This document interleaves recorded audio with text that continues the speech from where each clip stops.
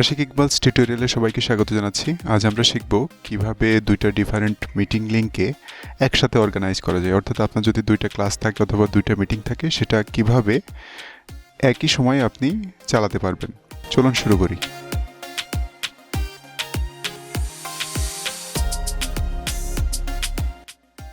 আমি এখানে দুইটা মিটিং লিংক ওপেন করেছি।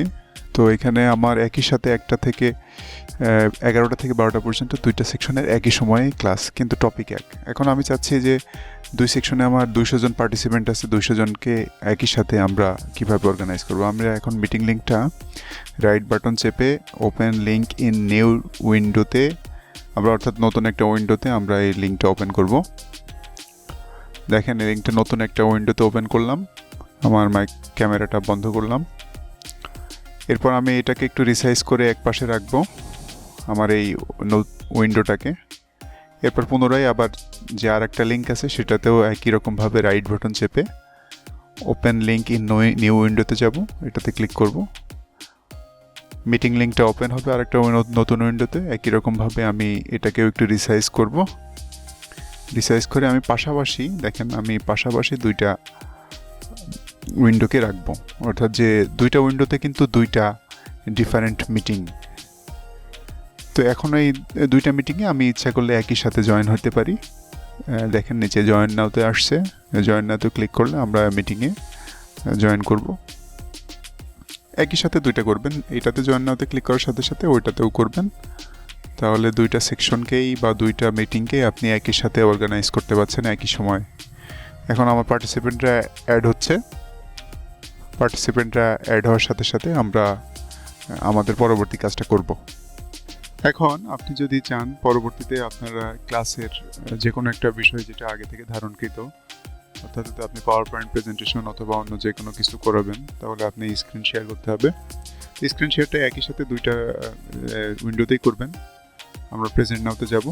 প্রেজেন্ট নাওতে গিয়ে এখান থেকে আপনার ইউর এন্টায়ার স্ক্রিন যেটা, সেটা সিলেক্ট করবেন।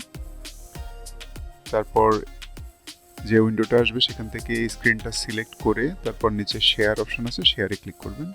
আপনার স্ক্রিনটা শেয়ার হয়ে গেল। ঠিক একই রকমভাবে পাশের যে উইন্ডো আছে সেখানেও একই রকমভাবে প্রেজেন্ট নাও থেকে ইউর এন্টায়ার স্ক্রিন সিলেক্ট করে সেখান থেকে শেয়ারে ক্লিক করবেন।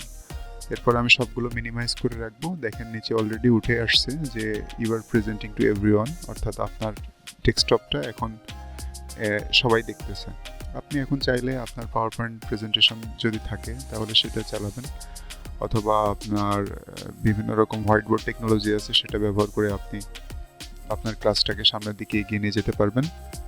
এভাবে করে খুব সহজেই আপনি 200 বা তারও অধিক আপনার স্টুডেন্টকে, যদি টপিক একই হয় তাহলে একই সময়ে আপনি অর্গানাইজ করতে পারেন। তাদের সাথে ইন্টারঅ্যাক্টিভিটি পরিচালনা করতে পারবেন বিভিন্ন বিষয় নিয়ে, এবং সেখান থেকে আপনি খুব সহজেই তাদের কাছ থেকে কাজও আদায় করতে পারবেন। এই বিষয়গুলো নিয়ে আমরা পরবর্তী লেকচারে আমরা আরও বেশি জানব।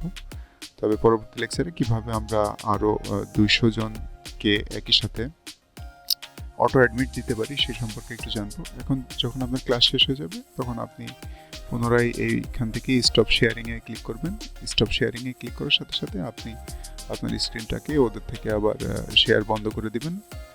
এরপর আপনি যদি চান তাহলে পরবর্তীতে আপনি আপনার ক্লাসটাকে আরও একটু চালাতে পারেন, অথবা আপনার ইন্টারঅ্যাক্টিভিটি বাড়ানোর জন্য আবার পুনরায় আপনি প্রেজেন্ট করতে পারেন।